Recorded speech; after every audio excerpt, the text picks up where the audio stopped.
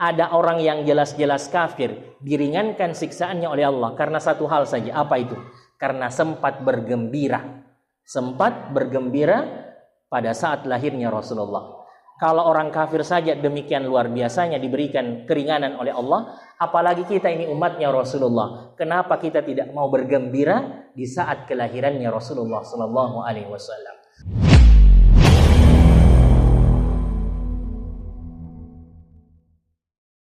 Bapak Ibu hadirin yang semoga dimuliakan Allah Subhanahu wa taala. Malam hari ini kita berkumpul dalam rangka memperingati Maulid Nabi Muhammad sallallahu alaihi wasallam. Banyak harapan pada setiap momentum peringatan hari besar Islam seperti ini. Harapan itu biasanya seringkali kemudian kita sebut dengan mudah-mudahan mendapatkan hikmah. Apa yang dimaksudkan hikmah, Bapak Ibu? Ya, kita berharap mendapatkan hikmah, jangan sampai kita tidak tahu tentang hikmah itu. Ada yang namanya hikmah di sini? Tidak ada. Alhamdulillah. Saya ingin menjelaskan, hikmah itu di dalam kajian-kajian keagamaan kita, ulama kita menjelaskan, hikmah itu adalah al-ilmu an-nafi alladzi lahul asaru fil qalbi wa yuharrikul iradata ila ma yuhwa ilaihi. Hikmah itu menurut ulama kita adalah al-ilmu an-nafi, ilmu yang bermanfaat. Ilmu yang bermanfaat. Alladzi lahul atharu fil qalbi, yang mampu mempengaruhi hatinya. Dan yang ketiga, wa yuharrikul iradata ila ma yuhwa ilaihi, yang mampu menggerakkan keinginannya untuk melaksanakan ilmu tersebut. Maka tidak dikatakan hikmah, Bapak Ibu hadirin sekalian, kecuali mencukupi tiga hal. Ya, kecuali semua sampai pada tiga hal. Apa itu? Yang pertama adalah ilmu yang bermanfaat. Maka tidak dikatakan hikmah kalau tidak dapat ilmu. Maka dapat hikmah itu adalah mendapatkan ilmu yang bermanfaat. Dari mana dapatnya ilmu yang bermanfaat? Mendengarkan ceramah, ikut kajian, membaca buku, ya, membuka YouTube, kajian-kajian keagamaan dan seterusnya. Insya Allah mendapatkan ilmu yang bermanfaat. Tapi tidak bisa dikatakan hikmah karena masih ada dua syarat lagi. Apa itu? Yang kedua adalah alladzi lahul asaru fil qalbi, yang mampu mempengaruhi hatinya. Jadi mampu mempengaruhi hati. Kalau misalnya pulang dari pengajian, pulang dari ceramah maulid seperti ini, mendengarkan ceramah, kemudian kita bilang, saya setuju ceramahnya Pak Ustadz tadi. Kalau sudah bilang begitu, mudah-mudahan sudah mampu mempengaruhi hatinya. Tapi ternyata tidak cukup. Kalau kemudian kita mengatakan bagus sekali ceramahnya Pak Ustadz, tapi belum bisa saya amalkan, maka tidak dikatakan hikmah. Karena syarat yang ketiga itu, hikmah itu adalah wa yuharrikul iradah, menggerakkan keinginan untuk mampu melaksanakan ilmu tersebut atau mengamalkannya. Kalau hanya sekedar dapat ilmu, mempengaruhi hati tapi tidak mau mengamalkan, seperti yang dikatakan tadi Puan Rahman tadi, pengurus masjid, yaitu masuk di telinga kanan, keluar di telinga kanan juga. Masuk telinga kanan dan keluar di telinga kanan juga. Kalau masuk telinga kanan, keluar telinga kiri masih lumayan. Kenapa? Masih sempat masuk. Masih sempat masuk. Nanti tahun depan ada peringatan Maulid lagi, kita kemudian mengatakan kayaknya ini juga yang disampaikan Pak Ustadz tahun lalu. Itu pernah masuk berarti. Walaupun keluar lagi. Yang parah itu kalau masuk di telinga kanan dan keluar di telinga yang sama, mau berapa kali kita maulid maka tidak ada nilainya sama sekali. Tidak ada hikmah yang bisa diambil. Mau kita maulid di rumah, maulid di kompleks, maulid di kampus, maulid di sekolah, maulid di kantor, maulid di mana-mana, tapi tidak ada niatan untuk mengamalkannya, maka tidak ada nilainya sama sekali. Maka saya sampaikan lebih awal Bapak Ibu, untuk mendapatkan hikmah itu adalah tadi, ada keinginan untuk mau mengamalkan ilmu tersebut. Oke. Bapak Ibu yang kami banggakan, kita memperingati Maulid Nabi, Bapak Ibu, ya. Seringkali kemudian ini yang fenomena yang terjadi, bahwa seringkali kita mendengarkan kenapa kita memperingati Maulid Nabi, kenapa kita mengadakan peringatan kelahiran Nabi. Padahal Nabi sendiri tidak peringati ulang tahunnya, tidak memperingati maulidnya. Kenapa justru kita melakukan maulid Nabi? Sahabat Nabi tidak memperingati maulidnya Nabi. Kenapa kemudian kita lakukan ini? Baru belakangan ini, baru peringatan maulid ini dijalankan. Sementara ulama-ulama dahulu, di kalangan para sahabat tabi'in, sebahagian itu, mereka tidak pernah melaksanakan maulid, apalagi dengan model seperti ini. Ada malainya. Itu tidak ada di zamannya Nabi. Maka Bapak Ibu jamaah sekalian, pada kesempatan ini penting rasanya saya ingin menyampaikan beberapa penjelasan terkait ini. Kenapa? Biasanya kalimatnya akan berujung, jangan-jangan perbuatan ini adalah perbuatan bid'ah. Maka saya ingin menjelaskan. Kenapa tidak pernah ada contohnya, tidak pernah dilakukan oleh Nabi Shallallahu Alaihi Wasallam. Maka pada kesempatan ini perlu ada penjelasan. Untuk melihat apa yang dilakukan oleh Nabi, Bapak Ibu, ada 4 hal yang perlu dipahami. Ini perhatikan. Ada 4 hal yang perlu dijelaskan. Ya sepertinya saya bicara di depan mahasiswa ini. Tapi ternyata ada ibu-ibu, Masya Allah. Banyak mahasiswa. Baik. Ada 4 hal yang perlu dipahami dalam rangka melihat apa yang dilakukan oleh Nabi. Yang pertama adalah, pada umumnya apa yang dilakukan oleh Nabi, apa yang dikerjakan oleh Nabi, apa yang diperbuat oleh Nabi, pada umumnya menjadi sunnah bagi kita untuk mengamalkannya.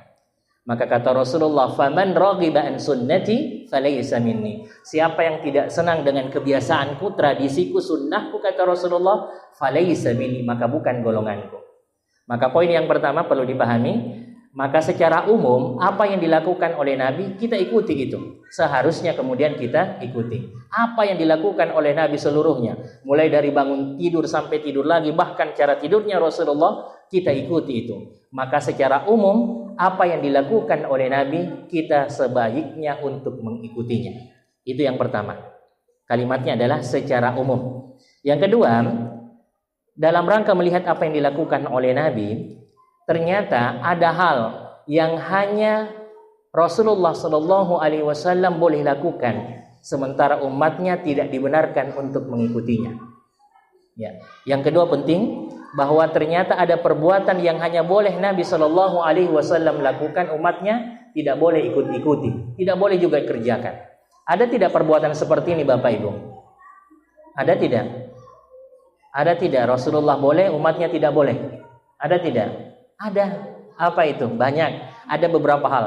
Yang paling populer dan paling sering menjadi bahan pembicaraan itu adalah Rasulullah Shallallahu Alaihi Wasallam itu boleh, bahkan bisa menikahi perempuan bahkan lebih dari 9 orang atau sampai 9 orang dalam waktu bersamaan. Itu Rasulullah, Bapak Ibu. Maka pertanyaannya kepada kita semua, apakah boleh kita ini umatnya Rasulullah mengikuti Nabi, memiliki istri 9 orang dalam waktu bersamaan? Boleh tidak, Bapak-bapak? Ya. Sebentar ibu-ibu saya tanya. Ya. Kalau ibu-ibu boleh tidak, ibu-ibu? Tidak. Atau calon ibu-ibu ini? Tidak ya. Mau tidak punya seperti Nabi? Ya, kita memiliki contoh seperti Nabi. Nabi itu memiliki 9 orang istri dalam waktu bersamaan. Mau tidak ibu-ibu? Ya. Kalau bapak-bapak mau tidak, Pak? Beda jawabannya. Beda jawabannya, Bapak Ibu. Baik, saya mau bilang begini. 9 orang dalam waktu bersamaan itu adalah khususiyatu Rasulullah sallallahu alaihi wasallam. Hanya khusus bagi Rasulullah, tidak dibenarkan umatnya ikut-ikuti itu. Jadi tidak semua apa yang dilakukan oleh Nabi itu kemudian kita ikuti semuanya. Ada hal yang hanya khusus bagi Rasulullah, umatnya tidak boleh mengikutinya. Salah satu di antaranya adalah Rasulullah memiliki istri lebih dari 9 orang dalam waktu bersamaan, tapi umatnya tidak boleh mengikutinya. Kalau ada umatnya mau ikuti Nabi, tidak boleh sampai 9, hanya maksimal sampai 1 saja, Bu. Ya, sampai. Masya Allah. Kalau di dalam surah An-Nisa itu Allah menjelaskan, "Fankihu ma taba lakum minan nisa'i mathna wa thulatha wa ruba'." Sampai 4 bahkan disebutkan, tidak boleh lebih dari 4. Tapi di situ ada kalimat lanjutannya. Ya. Fa in khiftum alla ta'dilu, jika kalian khawatir untuk tidak bisa berlaku adil, fawahidah, maka cukup 1 saja. Ini yang paling disenangi oleh ibu-ibu gitu. Ya 1 saja. Bapak Ibu yang kami banggakan.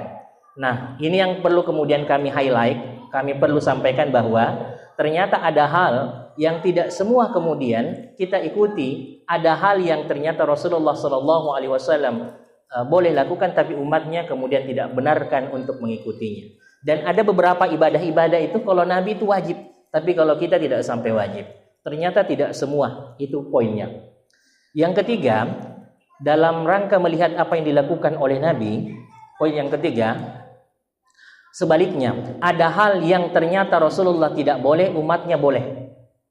Saya ulangi, Rasulullah tidak boleh, umatnya malah memungkinkan untuk melakukannya.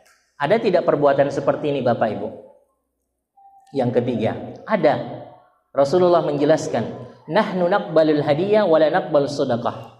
Kata Rasulullah, kami ini para nabi menerima hadiah, tapi tidak boleh menerima sedekah. Rasulullah Shallallahu Alaihi Wasallam itu tidak boleh menerima sedekah, Pak. Kalau ada sahabat yang Nabi datang membawa barang, kemudian dia bilang, Rasulullah ini hadiah untukmu, boleh jadi diterima oleh Rasulullah. Tapi kalau kemudian dia mengatakan, Rasulullah ini adalah sedekah untukmu, maka dipastikan Rasulullah Shallallahu Alaihi Wasallam tidak akan menerimanya. Rasulullah itu tidak boleh menerima sedekah. Pertanyaannya, kalau kita ini umatnya Nabi Muhammad, boleh tidak menerima sedekah? Sebanyak-banyaknya kita terima semua kalau ada. Kalau kita itu Pak ya, terima semua kalau ada. Ini ada anekdot Pak, saya tidak ngomong tapi anekdot. Hanya ada beberapa penjelasan dan katanya sepertinya benar. Kadang-kadang ada musimnya sedekah itu banyak. Kapan musimnya? Biasanya ada musim-musim tertentu, Masya Allah, orang semua pada rajin sedekah. Bukan Ramadan juga. Ada musim-musim pemilihan gitu. Ya. Nanti kita lihat baik-baik apakah bisa diterima sedekah itu atau tidak. Bapak Ibu yang kami banggakan, saya ulangi kembali. Ternyata sedekah itu ternyata boleh bagi umat Nabi Muhammad SAW, tapi kepada Nabi itu tidak dibenarkan. Ya. Jadi tidak semua, sekali lagi. Nah, sekarang yang penting yang bagian keempat. Dalam rangka melihat apa yang dilakukan oleh Nabi, yang keempat ini. Ada hal yang belum sempat dilakukan oleh Nabi karena tidak terasa penting di saat itu. Nanti dilakukan setelah wafatnya Nabi Shallallahu Alaihi Wasallam, baru dilakukan dan itu dilakukan oleh para sahabat Nabi. Ada tidak perbuatan yang di zamannya Nabi belum dilakukan, tapi setelah Nabi wafat itu baru dilakukan? Ada perbuatan seperti itu tidak? Ada, banyak. Salah satu di antaranya adalah tadwinul Quran atau kodifikasi Al-Quran atau pengumpulan Al-Quran dalam satu mushaf. Apakah Al-Quran di zaman Nabi tidak pernah dikumpul? Ya, tidak pernah ditulis. Di zamannya Nabi ditulis Al-Quran itu, dikumpul Al-Quran itu, tapi melalui tulang belulang, melalui pelepah kurma, bebatuan, dan itu berserakan. Dikumpulkan tapi berserakan. Ketika disuruh coba cari surah Al-Baqarah, itu agak sulit menyebutkan itu. Coba cari surah Al-Kahfi, agak berat untuk mencarinya. Dikumpulkan Al-Quran, ditulis Al-Quran, tapi kemudian dengan media yang berbeda-beda. Maka di saat wafatnya Rasulullah, pasca wafatnya Rasulullah, dipimpin oleh Khalifah Abu Bakar As-Siddiq, maka terjadi peperangan yang luar biasa. Pengkhianatan yang begitu hebat, banyak. Sampai pada akhirnya ada 70 orang penghafal Al-Quran yang tewas. Ini penghafal Pak, bukan pembaca Al-Quran. Penghafal Al-Quran yang tewas, 70 orang. 70 orang. Sebelumnya lagi ada peperangan 70 orang juga penghafal Al-Quran yang tewas. Apa yang terjadi? Umar bin Khattab menghadap kepada Khalifah Abu Bakar. Umar masih sebagai sahabat biasa, sebagai belum menjadi khalifah. Maka Umar bin Khattab menawarkan kepada Khalifah, wahai Khalifah Abu Bakar, saya punya ide ini, saya punya usulan. Sepertinya keadaan negara kita sementara genting. Kenapa? Penghafal-penghafal Al-Quran kita banyak yang meninggal dunia. Lalu kenapa kalau banyak penghafal Al-Quran yang meninggal dunia? Umar mengatakan, saya mendengarkan Rasulullah Shallallahu Alaihi Wasallam pernah mengatakan, Inna Allah la yantazi'ul ilma intiza'a illa biqabdil ulama. Sesungguhnya Allah tidak akan mencabut satu ilmu dengan tiba-tiba hilang begitu saja, tapi caranya Allah menghilangkan ilmu itu adalah biqabdil ulama, dengan mewafatkan para pemilik ilmu itu. Para penghafal Al-Quran banyak yang meninggal dunia, maka khawatir bahwa ternyata Al-Quran akan hilang di dunia ini. Kenapa? para penghafal Al-Quran banyak sekali yang tewas. Maka kemudian Umar bin Khattab mengusulkan, kumpulkanlah Al-Quran dalam lembaran-lembaran atau disebut dengan mushaf. Ditulis di atas kertas biar satu itu. Ya. Maka apa yang disampaikan oleh Abu Bakar? Menanggapi apa yang disampaikan oleh Umar bin Khattab, kata Abu Bakar, bagus sekali idemu. Luar biasa. Saya setuju itu, hanya saja demi Allah. Seandainya saya diminta memilih, memindahkan gunung Uhud itu atau mengumpulkan Al-Quran dalam satu mushaf, saya jauh lebih memilih memindahkan gunung Uhud itu daripada mengumpulkan Al-Quran dalam satu mushaf yang tidak pernah saya lihat Rasulullah lakukan. Kira-kira persis ketika ditanya, tidak pernah saya lihat Nabi lakukan maulid Nabi. Tidak pernah ada malai di zamannya Nabi. Kira-kira seperti itu kalimat. Kata Abu Bakar begitu, mendingan saya geser itu gunung Uhud daripada mengumpulkan Al-Quran dalam satu mushaf. Maka kemudian setelah itu Bapak Ibu, Umar bin Khattab memberikan beberapa argumentasi, penjelasan-penjelasan, alasan-alasan. Pada akhirnya Bapak Ibu, setelah diskusi cukup lama, apa yang terjadi? Abu Bakar mengatakan, hatta syarahallahu sadri fa'ara kama yara Umar. Ada kalimatnya Abu Bakar mengatakan, sampai hatiku menjadi terbuka dan memahami sebagaimana pendapatnya Umar. Sekarang saya satu paham dengan Umar. Hati saya menjadi terbuka sehingga kemudian mampu memahami apa yang dipahami oleh Umar. Saya sepakat, kata Umar. Saya sepakat dengan apa yang disampaikan oleh Umar. Apa kesepakatannya? Mengumpulkan Al-Quran dalam satu mushaf. Maka Abu Bakar memerintahkan sekretarisnya Rasulullah menunjuk menjadi ketua panitia, ketupatnya. Siapa ketupat pengumpulan Al-Quran? Siapa ketua panitianya? Siapa? Zaid bin Thabit. Maka dipanggil, wahai Zaid, engkau menjadi pemimpin untuk proyek ini. Ada proyek, ada kegiatan. Apa? Kumpulkan Al-Quran dalam lembaran-lembaran, dalam mushaf. Apa kata Zaid? Wahai khalifah, memang titahmu adalah sebuah perintah, tapi demi Allah, hal ini tidak pernah saya lihat. Mendingan saya geser gunung Uhud daripada menuliskan Al-Quran. Seperti itu juga kata Zaid kepada Abu Bakar. Pada akhirnya diberikan penjelasan. Pada akhirnya kemudian semuanya ridha dengan perbuatan itu. Apa yang terjadi? Al-Quran dalam bentuk mushaf yang tidak pernah ada di zamannya Nabi, tapi ternyata penting untuk dilakukan. Hal ini urgen untuk dilaksanakan, maka hal itu diperbolehkan sama sekali. Kalau ada yang bilang, Bapak Ibu, semua yang tidak pernah dilakukan oleh Nabi tidak boleh kita lakukan, semua, maka jangan suruh ia membaca Al-Quran seperti di dalam mushaf hari ini. Apalagi sekarang Al-Quran ada di dalam HP, Pak. Ini bid'ah lagi ini. Lebih bid'ah lagi. Tapi demi Allah, bahwa ini adalah sesuatu yang penting, sesuatu yang baik, maka hal ini perlu untuk dilakukan. Maka sama halnya dengan maulid Nabi, Bapak Ibu. Apakah penting maulid Nabi hari ini? Kira-kira penting tidak maulid Nabi?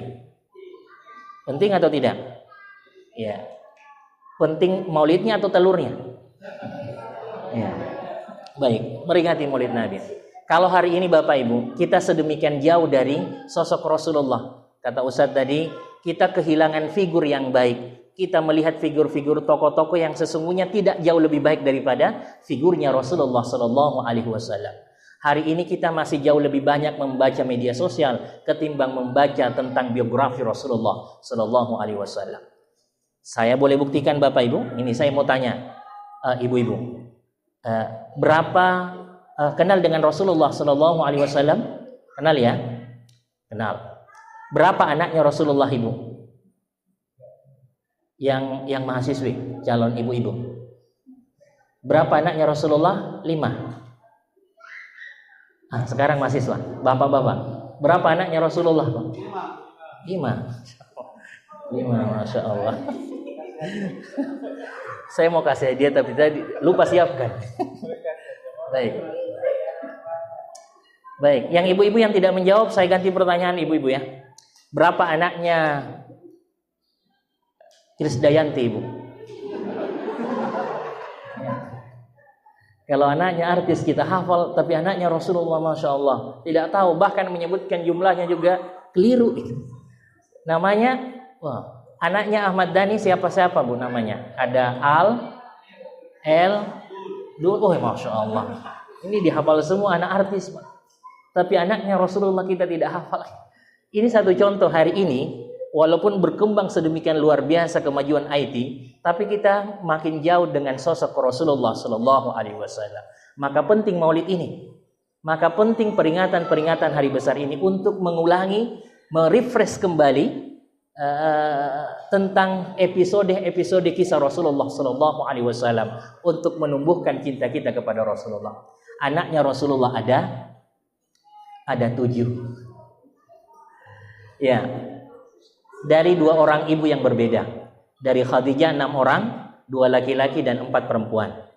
Ini kayaknya lagu ini. 2 laki-laki, 4 perempuan gitu ya. 2 laki-laki, 4 perempuan. Kemudian 1 orang dari Maria Al-Qibti, seorang laki-laki. Siapa namanya? Anak pertama Rasulullah namanya adalah Qasim. Namanya Qasim. Makanya Rasulullah ada yang biasanya panggil Rasulullah dengan wahai bapaknya Qasim, ya Abul Qasim. Tapi Rasulullah tidak terlalu senang dengan panggilan itu. Kemudian yang kedua adalah ada anaknya Rasulullah laki-laki juga 2 orang, adalah Abdullah. Kemudian 4 orang ini adalah perempuan semua. Siapa itu? Ruqayyah, Ummu Kalthum, Zainab dan Fatimah Zahra dan Fatimah. Ya. Kemudian satu lagi laki-laki dari Maria Al-Qibti namanya Ibrahim. Perlu dipahami Bapak Ibu, semua anaknya Rasulullah ini, hampir seluruh anaknya Rasulullah ini didapati oleh Nabi meninggal dunia. Hampir semuanya. Bahkan anak laki-laki Rasulullah itu tidak ada yang sampai dewasa. Mereka meninggal dunia dalam keadaan masih muda. Ada yang beberapa bulan, hanya beberapa tahun saja. Tidak ada yang sampai dewasa. Yang sampai dewasa itu adalah anak perempuannya sampai usia menikah. Tapi hampir seluruh anaknya Rasulullah itu didapati oleh Rasulullah meninggal dunia. Jadi lebih dahulu anaknya meninggal daripada Rasulullah. Hampir semuanya kecuali 1 orang, yaitu Fatimah. Hanya Fatimah saja. Fatimah Zahra.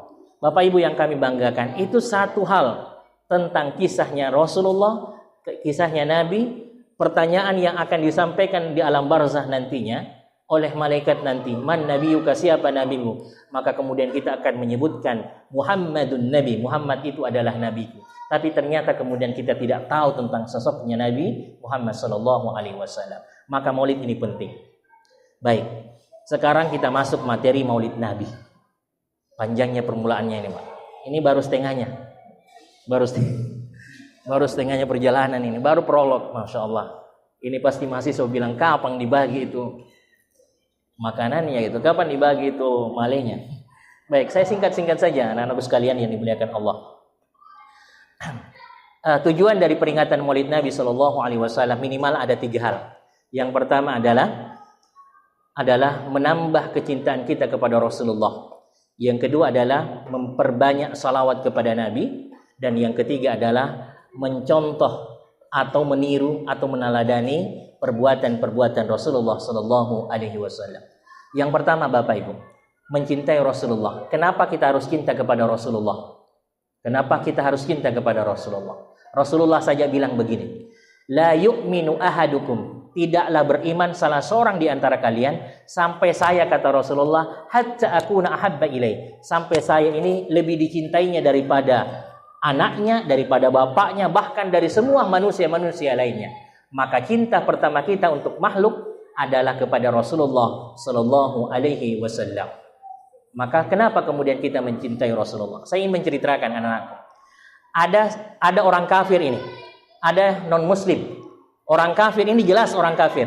Saking jelasnya orang kafir ini, dia dijelaskan di dalam Al-Quran. Salah satu di antara sedikit nama yang disebutkan di dalam Al-Quran yang pasti masuk neraka. Ada beberapa nama itu. Fir'aun, jelas. Siapa lagi namanya disebut? Ada Abu Lahab, Masya Allah. Ada Abu Lahab.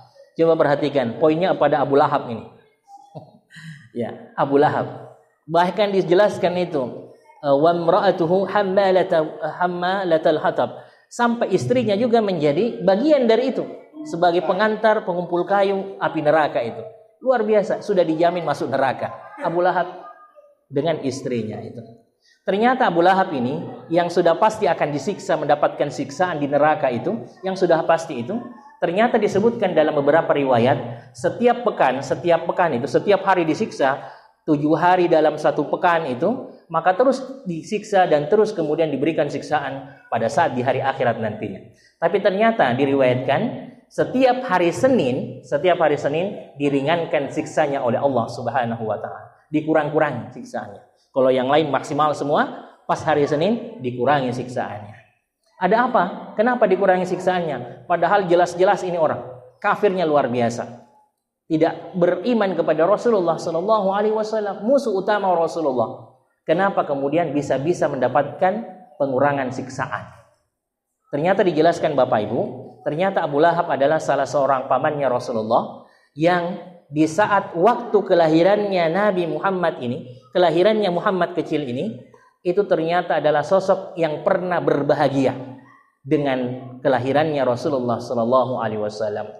Ada seorang budaknya datang menginformasikan, dapat info dan mengabari Abu Lahab, "Wahai Abu Lahab, sudah lahir keponakanmu dari almarhum Abdullah dari ibundanya Siti Aminah. Sudah lahir seorang anak laki-laki yang bernama dulu awalnya namanya Ahmad, wa mubasysyiran bi rasulin ya'ti min ba'di ismuhu Ahmad."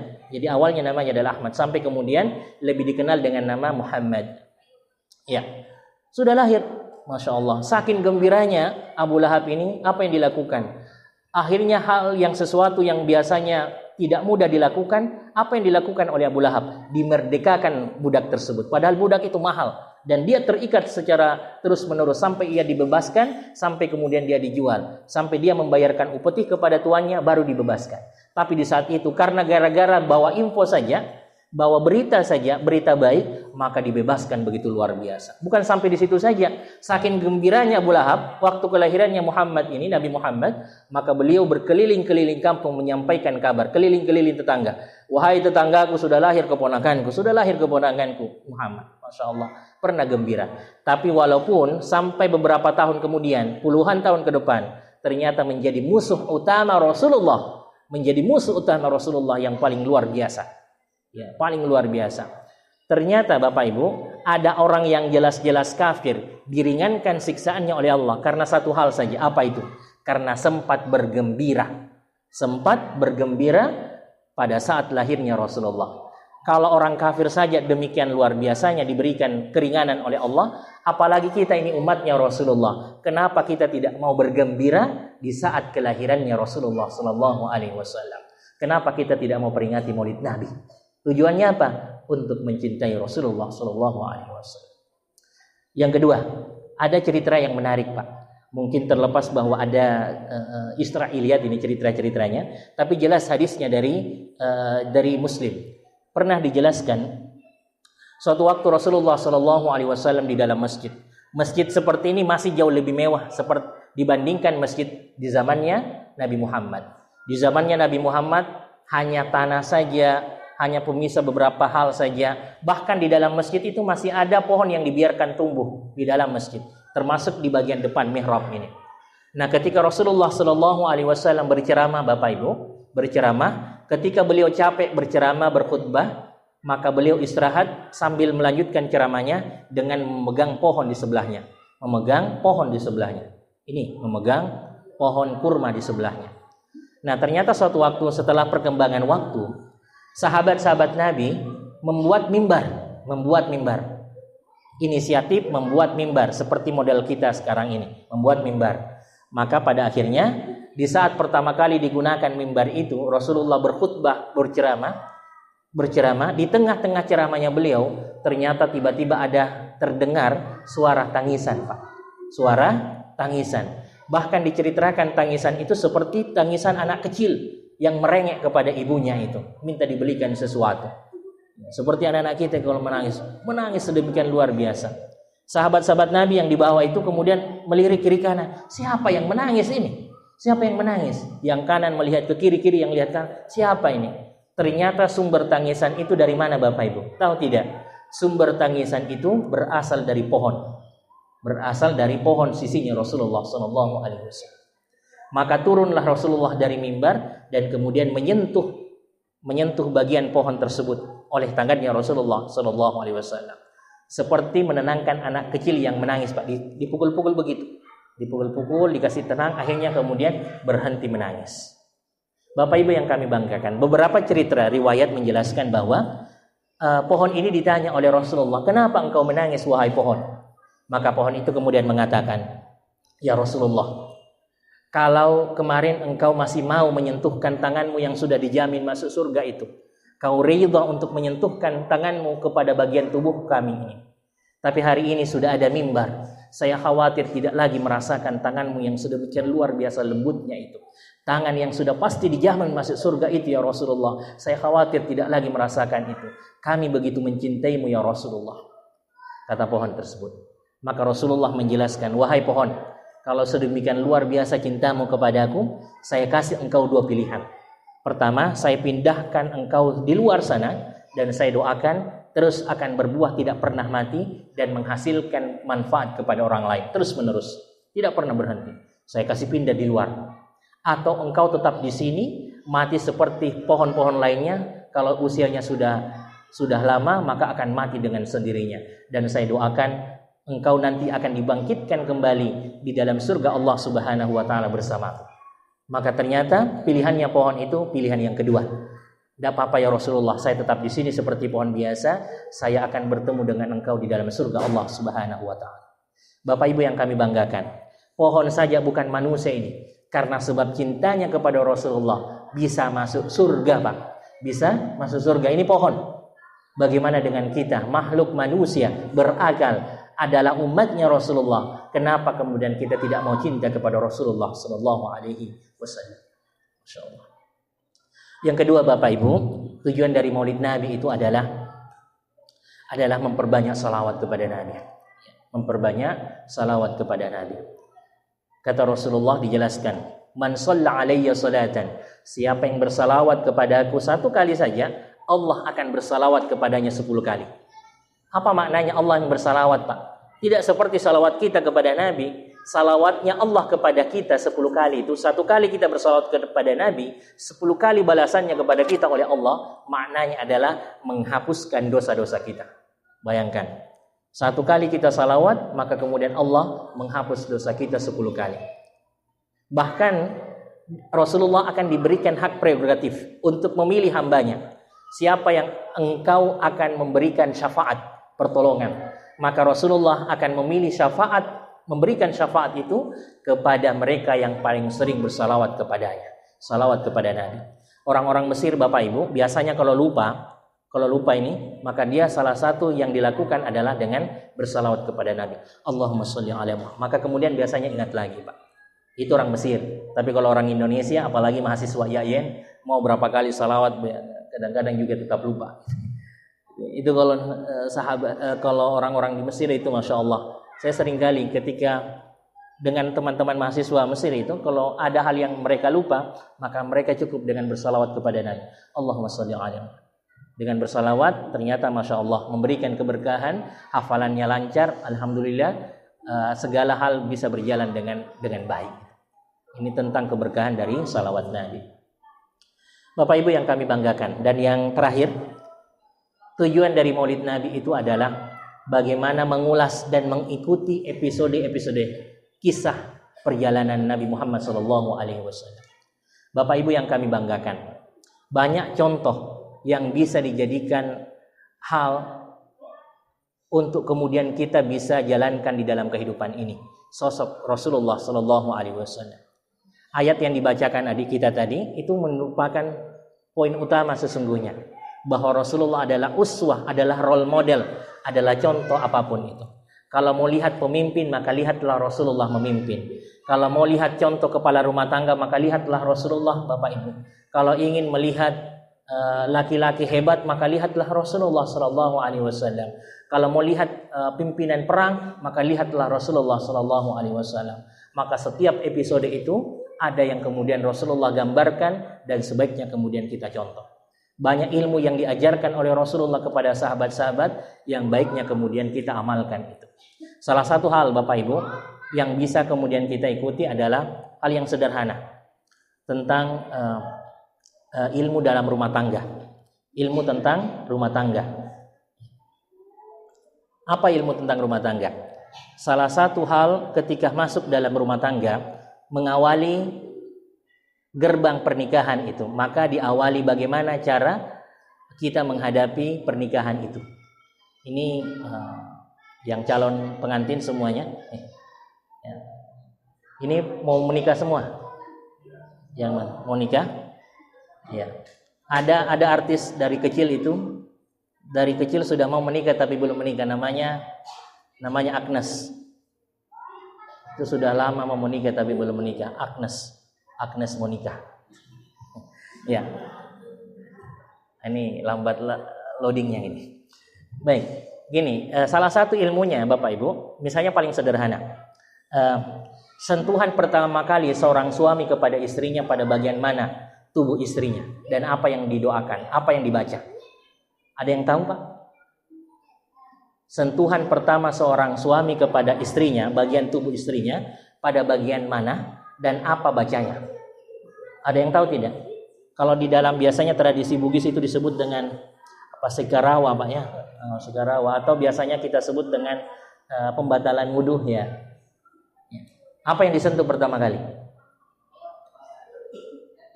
Dahi, kepala, pundak, dada, ada paha, ya, tangan, macam-macam ya. Saya mau sampaikan dalam tradisi kita di masyarakat itu macam-macam. Saya mau sampaikan tentang dari Nabi SAW. Maka Rasulullah dijelaskan di situ, di akhriha binasiyatiha. Kemudian apa yang dilakukan? Yang mana yang disentuh, Pak? Nasiyatiha, pada bagian ubun-ubunnya. Pada bagian ubun-ubunnya. Dan bacakan doanya. Apa doanya? Ya, apa ada doanya khusus. Allahumma inni as'aluka khairaha wa khaira ma jabaltaha ilaiha. Allahumma inni a'udzubika min syarriha wa syarri ma jabaltaha ilaiha. Ya Allah, saya memohon kebaikan istri saya dan semua yang mengitarinya. Dan kemudian saya memohon ampunan segala hal-hal yang buruk pada istri saya dan semua yang mengitarinya. Maka bacakan itu pada saat menyentuh ubun-ubunnya pertama kali. Ibu-ibu, yang mana ibu-ibu? Oh, kayaknya mahasiswa semua saya lihat ini. Oh, ada ibu-ibu. Saya kira mahasiswa semua saya lihat. Ya, baik. Ibu-ibu, saya mau tanya ibu-ibu. Masih ingat tidak ibu-ibu? Waktunya Bapak sentuh pertama kali ibu pada bagian mananya? Ditanya sama Pak Haji. Masya Allah. Saya mau bilang begini ke ibu-ibu. Saya mau bilang begini. Kalau ternyata bukan ubun-ubunnya ibu yang dipegang, bukan yang ubun-ubunnya ibu yang disentuh pertama kali, pulang dari sini sampaikan ke Bapak, Pak, salah sentuh dulu itu. Ulangi lagi. Suruh ulangi karena tidak expire Ji, Pak. Tidak basi Ji. Tidak apa-apa. Dan bacakan kalimat doa tersebut. Saya kira tidak ada masalah. Nah, ini hal-hal yang sederhana sebenarnya yang menjadi ilmu yang bisa kita pelajari dari Rasulullah SAW. Ya. Bapak Ibu yang kami banggakan, salah satu hal yang paling sering saya ingat itu salah satunya adalah yang diajarkan Rasulullah kepada Abu Salamah. Ya, Abu Salamah seorang sahabat Nabi, punya istri yang namanya Ummu Salamah. Ya, Abu Salamah pulang dari pengajiannya Nabi dengan rawat bentuk muka yang sangat luar biasa gembiranya. Kemudian dijemput oleh istrinya Ummu Salamah di pintu. Kemudian Ummu Salamah mengatakan, Assalamualaikum wahai suamiku, apa yang terjadi, kenapa gembira sekali kelihatan gitu. Maka Abu Salamah mengatakan, wahai istriku Ummu Salamah, tadi saja kami dari pengajiannya Nabi dan kami diajari doa, trik bagaimana menghadapi ujian, Pak. Ini bagaimana menghadapi, bukan UTS, bukan UAS, menghadapi ujian hidup, ya, termasuk juga ujian di perkuliahan. Apa yang dibahas, apa yang dibaca itu. Maka Rasulullah mengajarkan kepada Abu Salamah itu, kami diajari oleh Rasulullah dari pengajian tadi, apabila dapat ujian, maka segeralah, tentu bersabar, segeralah ucapkan istirja. Apa itu istirja? Mengucapkan kalimat semuanya kembali kepada Allah. Inna lillahi wa inna ilaihi raji'un. Apa saja ujian. Kemudian baca doa ini. Pasti dikabulkan oleh Allah doa itu. Ini catatannya. Baca doa itu, pasti dikabulkan doa itu oleh Allah. Apa doanya? Allahumma ajirni fi musibati wa akhluf li khairan minha. Ya Allah, berikanlah pahala terhadap ujian yang Engkau berikan kepadaku dan ganti sesuatu yang lebih baik. Ya Bapak Ibu yang kami banggakan, kalau dapat ujian ada kehilangan-kehilangan misalnya, maka baca doa ini insya Allah Allah ganti dengan sesuatu yang lebih baik. Tapi tentu ini adalah bagian yang Allah Subhanahu wa taala gambarkan sesuai dengan apa atau perspektif Allah Subhanahu wa taala. Kadang-kadang Allah mengganti sesuatu yang hilang itu dengan barang yang berbeda, atau nikmat, atau kesehatan, atau umur yang dimaksimalkan oleh Allah, atau tetangga yang baik, atau hal-hal positif lainnya itu. Maka baca doa ini insya Allah dikabulkan doanya oleh Allah Subhanahu wa taala. Bapak Ibu yang kami banggakan, dan yang terakhir, yang paling terakhir Bapak Ibu, termasuk Rasulullah sebagai kepala rumah tangga. Sebagai kepala rumah tangga.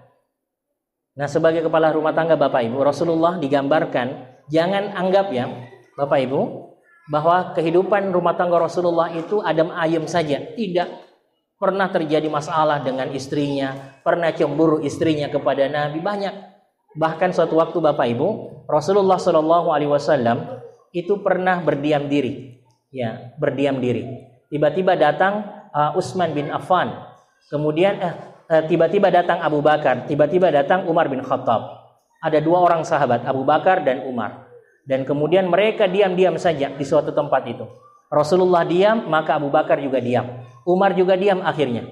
Pada suatu waktu Bapak Ibu, karena mereka diam semua, jadi Abu Bakar ini tidak pernah melakukan sesuatu berbeda dengan Rasulullah. Umar mengatakan, wahai wahai Abu Bakar, engkau diam, saya tahu kenapa engkau diam. Karena Rasulullah Shallallahu Alaihi Wasallam juga diam. Ya Rasulullah, saya ingin bertanya Rasulullah, kenapa engkau diam hari ini? Kita kumpul-kumpul nongkrong seperti ini, kenapa engkau diam saja ya Rasulullah? Ya, maka kemudian Umar mengatakan, ya Rasulullah, boleh tidak saya bertanya? Apa pertanyaannya? Maka Umar mengatakan begini, memulai percakapan Bapak Ibu. Wahai Rasulullah, saya sengaja datang ke sini kumpul-kumpul bertiga kita ini. Saya melihat engkau datang dan kita berkumpul bertiga di sini. Saya ingin menyampaikan dan ingin bertanya dan ingin curhat ya Rasulullah. Apa curhatannya? Ya Rasulullah, kata Umar, ini masalah rumah tangga ya Rasulullah. Ini istri saya di rumah luar biasa. Ya, ini istri saya di rumah begitu luar biasa. Saya bermasalah dengan istri saya, bertengkar dan seterusnya. Padahal saya ini di luar sana begitu luar biasanya. Tapi ketika di rumah, Masya Allah, ada istri saya yang luar biasa. Lebih luar biasa. Curhat Umar bin Khattab kepada Rasulullah. Apa kata Rasulullah sambil tertawa? Tertawa Rasulullah. Maka Abu Bakar pun tertawa. Karena melihat Rasulullah tertawa, Rasulullah juga, Abu Bakar pun tertawa. Maka melihat mereka tertawa semua, Umar mengatakan, ya Rasulullah, padahal saya lagi curhat, kenapa engkau tertawa semua ya Rasulullah? Abu Bakar, saya tahu dia tertawa karena engkau tertawa ya Rasulullah. Lalu kenapa engkau tertawa padahal saya bertanya ini lagi curhat? Maka apa kata Rasulullah? Wahai Umar, tahu tidak kenapa kita di sini? Kenapa saya diam-diam di sini? Saya diam-diam di sini karena cari apa ini? Saya hanya berada di sini itu karena merasa sumpek di rumah. Karena merasa sumpek di rumah. Karena merasa begitu luar biasa masalah di dalam rumah tangga saya. Maka kemudian datang di sini berdiam diri. Ternyata Rasulullah pun punya masalah, Pak. Jadi luar biasa, Rasulullah pun punya masalah. Tapi yang menarik Bapak Ibu, Rasulullah mengajarkan bagaimana cara menyelesaikan masalah rumah tangga. Maksimalkanlah usaha dan niat bersama untuk menyelesaikan masalah itu. Maka sebesar apapun masalah dalam rumah tangga akan selesai dengan niat ikhlas karena Allah. Tapi sebaliknya, sedikit pun masalah di dalam rumah tangga tapi tidak ada niat ikhlas memperbaikinya, maka habislah nilainya di hadapan Allah. Barangkali seperti itu yang dapat kami sampaikan. Mudah-mudahan ada manfaatnya. Mudah-mudahan kita semua insya Allah diberikan keberkahan oleh Allah Subhanahu wa ta'ala.